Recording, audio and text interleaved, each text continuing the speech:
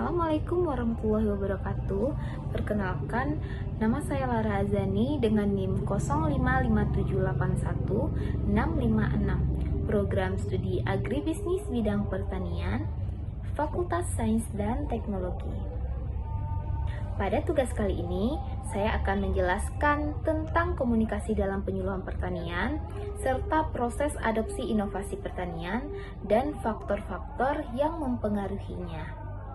Secara umum, komunikasi adalah proses penyampaian pesan dari seseorang kepada orang lain dengan tujuan menimbulkan perhatian, perubahan sikap, atau tindakan. Contohnya, seorang dosen memberikan materi kepada mahasiswa agar mereka memahami isi materi pelajaran.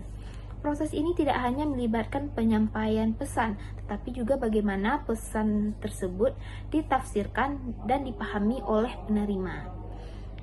Dalam konteks penyuluhan pertanian, komunikasi adalah proses penyampaian informasi atau inovasi pertanian dari penyuluh kepada petani agar terjadi perubahan pengetahuan, sikap, dan keterampilan dalam usaha tani. Misalnya, penyuluhan menjelaskan cara penggunaan pupuk organik cair kepada kelompok tani agar mereka mau mencoba teknologi tersebut.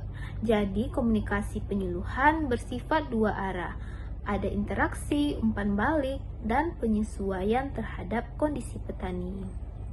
Yang kedua, saya akan menjelaskan manfaat cyber extension dalam kegiatan penyuluhan pertanian. Cyber extension adalah platform digital yang dikembangkan Kementerian Pertanian untuk memperluas jangkauan penyuluhan melalui teknologi informasi yang memiliki beberapa manfaat. Yang pertama, akses informasi cepat dan luas. Petani bisa memperoleh materi penyuluhan, berita pertanian, serta inovasi teknologi terbaru kapan saja tanpa menunggu pertemuan langsung. Yang kedua, media interaktif. Ada fitur forum tanya jawab antara petani, penyuluh, dan pakar pertanian. Yang ketiga, efisiensi waktu dan biaya. Penyuluhan dapat menjangkau lebih banyak sasaran tanpa harus selalu datang ke lokasi. Yang keempat, peningkatan kompetensi penyuluhan melalui pelatihan daring dan modul e-learning yang tersedia di portal Cyber Extension. Contohnya, penyuluhan di Kabupaten Sleman melalui pelatihan daring modul e-learning atau menggunakan cyber extension untuk menyebarkan informasi tentang budidaya padi ramah lingkungan atau SRI, System of Rice Intensification atau SRI. Yang ketiga, cara penyuluhan mengefektifkan komunikasi. Agar komunikasi penyuluhan efektif, penyuluhan perlu menerapkan beberapa strategi. Yang pertama, menyesuaikan bahasa dan pesan dengan karakter petani. Gunakan bahasa lokal yang mudah dipahami, agar petani paham dan mengerti dengan apa yang disampaikan. Yang kedua, mendengarkan aktif. Beri ruang kepada petani untuk menyampaikan pengalaman dan kendalanya. Jadi, beri ruang untuk petani untuk menyampaikan pendapatnya, kendalanya, dan apa yang dirasakan oleh petani tersebut. Jadi, yang ketiga, menggunakan metode dan media yang tepat, seperti demonstrasi plot, video, atau WhatsApp group. Jadi, dengan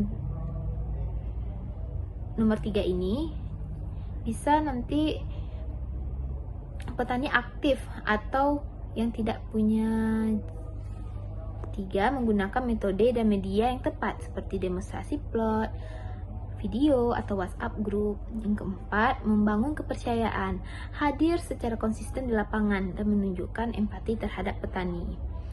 Yang kelima, memberikan umpan balik dan pendampingan lanjutan agar inovasi benar-benar diterapkan.